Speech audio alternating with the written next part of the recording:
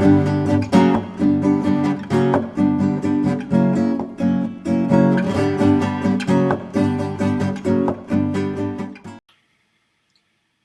out there, this is Nigel Cornwall of New Anglia Energy. Really happy to be speaking to you on Saturday the 4th of April in the afternoon, well into our second week of lockdown.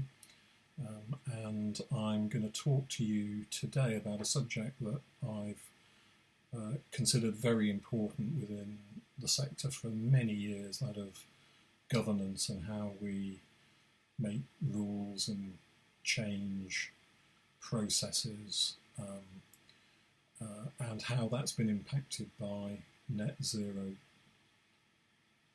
The overall argument is that the new, much more demanding target for 2050 requires a very fundamental change in the way that we think about issues, how we engage with stakeholders, and how we marry top-down action with bottom-up activity and participation, because there is no chance that the target is going to be delivered if there isn't acceptance of it by all of us, and if all of us are not making our contribution. At the end of February, I organised an event supported by the Association for Distributed Energy and hosted by the city legal firm Squire Peyton Boggs in London. Around this theme, it was timed initially to provide a platform to consider these issues. We have the target. It was legislated for 9 months ago, but we've had a number of political uncertainties, and the idea was that we would bring together a lot of informed people and engaged stakeholders to debate the issues and see where we got to. Post-election, we put out the invite, and I'm delighted to say the event was completely oversubscribed, and that's one of the reasons why I'm doing this vlog today.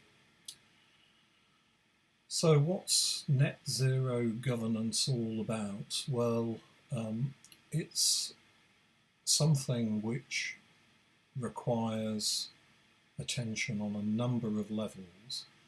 Having a top-down target is fine, but you need the institutions to deliver, monitor, correct, and pull things together. But you also need activity across the piece, coordinated across stakeholders, but also embracing all of us, you and me, at the local level, because without fundamental change in how people approach their lives, their habits, how they make decisions, how they access information, what data they can draw upon, we're going to find that it's almost an insoluble equation. So we put a programme together around that. There were 4 main elements to it. The first part was a super speech given by Catherine Mitchell, professor at Exeter University, who stood down from an active teaching role there at the end of last year. And Catherine talked about her learnings over a very long and illustrious career, in particular the work of iGov that her faculty, the Energy Policy Group within Exeter University, have been undertaking for the past few years, and also drawing out from that a number of important learnings that need to guide us as we move forward and develop the institutional infrastructure that will hopefully allow us to deliver net zero by 2050. So that got us off to a great start. We then had 3 panel sessions. The first was chaired by Simon Skillings of E3G, also of Trilemma, who really talked about the need for a much more radical approach at the top level and fundamental change in the way that we think about and act on the problems of delivering net zero across a range of different sectors. The second session was chaired by Laura Sandys, a former MP who was also on the BEIS Select Committee before the 2015 election, and who's been running the project with Energy System Catapult, which we recognise now as the Energy Data Task Force, and that's beginning to see some clear direction and outputs. And Laura facilitated a session where a number of people talked about the different types of processes and engagement and thinking that is going to be needed to make sense of the new world that we find ourselves in. The third session that I'm going to talk about in a little bit more detail in a moment was focused around the change in spatial planning and local participation that's going to be needed if we're going to have any prospect of getting towards the 2050 target, combining not just the hard bits of the energy sector. We've done very well decarbonising electricity, but now we need to look at decarbonising heat, electrifying transport, but all the issues around what I call the 5 H's: homes, hydrogen, highways, habits and habitat, which in subsequent vlogs I will address and set out some thoughts in a little bit more detail. But that's what I am now going to talk about.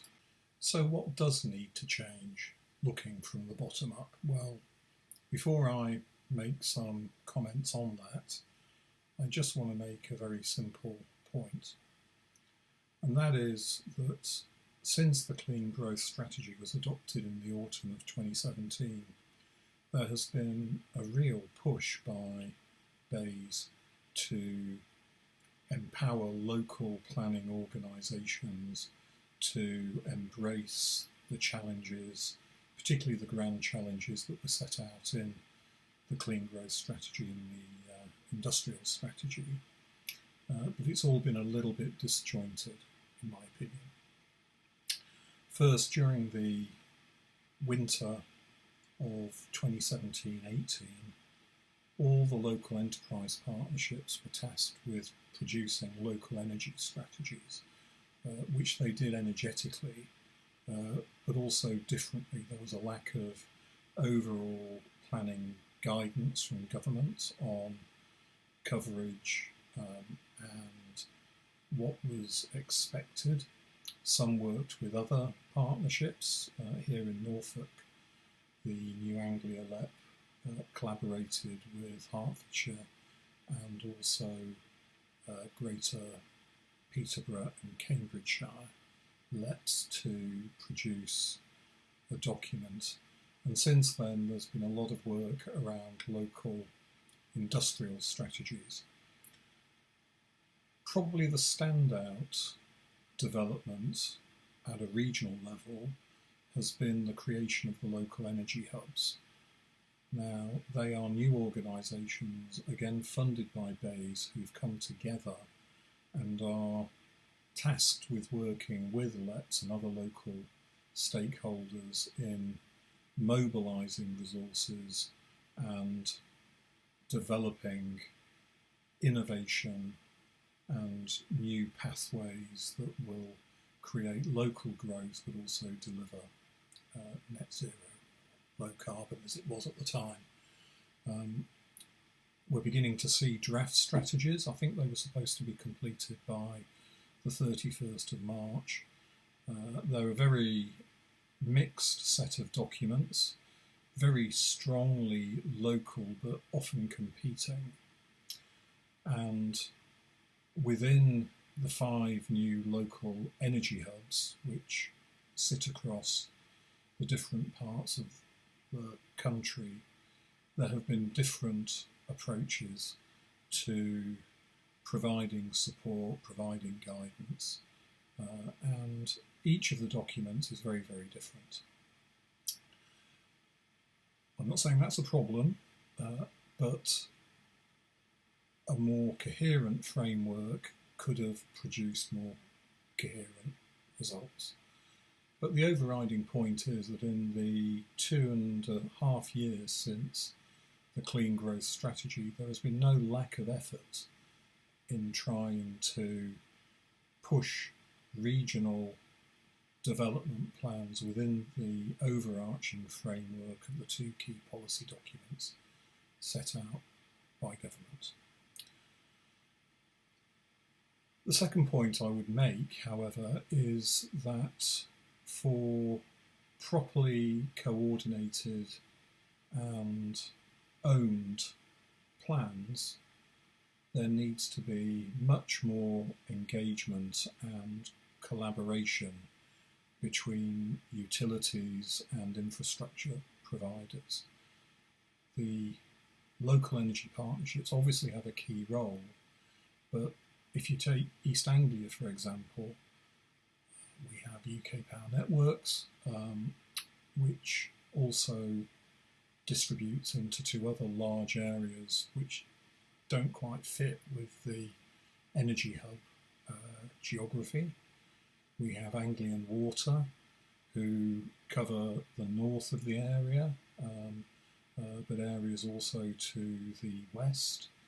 We have Cadent, the gas distribution network operator, which also supplies into quite large areas of the northern part of East Anglia. But if you map all these things over each other and then add in responsibility for transport, highways, and other basic infrastructural requirements, telecoms for instance, it's like a kaleidoscope. It really doesn't fit, and there is no coherent regional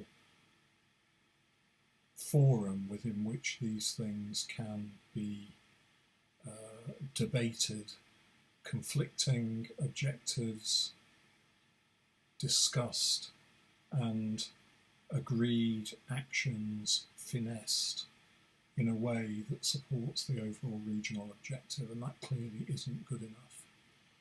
So that's an area of very significant, in my opinion, an area that requires very serious attention and quickly before we get too far into rolling out new policies. And ideally, the new spatial regional planning entities, probably working through the LEPs, the local enterprise partnerships, should be a key element of that. The third point I would make, and it doesn't have to necessarily correspond with this regional landscape, is that we need local action plans. We have to embrace local authorities into the planning framework. Different local authorities have very different perspectives on these issues. Here in East Anglia, for instance, probably 2/3 of the local authorities have declared climate emergencies, the others haven't. There's a real split between urban and rural local authorities, differences in the county approaches between Norfolk and Suffolk. So we need to have a mechanism that embraces those key stakeholders, because ultimately it's the local authorities who have the interface with ratepayers, businesses, households, and also the planning responsibilities that can help deliver new targets. And there needs to be, sitting above that, and this is the fourth point, some way of ensuring that there is consistency across different regional groupings, that best practice is identified, and that we can learn from what works and what doesn't work. So that was the essence of what I put forward at the event at the end of February. There's quite a lot of more detailed thinking sitting underneath what I've just said, but if you want to find out more, please download my presentation.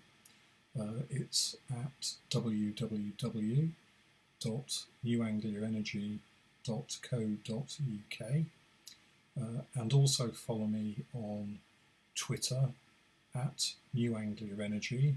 I'm regularly putting out feeds on each day across all the different vectors that need to be looked at as part of solving the net zero equation, and always feel free to contact me as well, and you can see details on my website. So thank you very much for listening to this very condensed presentation of the main messages, and hopefully I'll be talking to you again soon, possibly on the need for change in the wider electricity trading arrangements, which actually have just gone through the 30th anniversary of setting them up back at vesting at the end of March in 1990. Goodness, doesn't time fly? Anyway, stay at home, keep safe, and look forward to talking to you soon.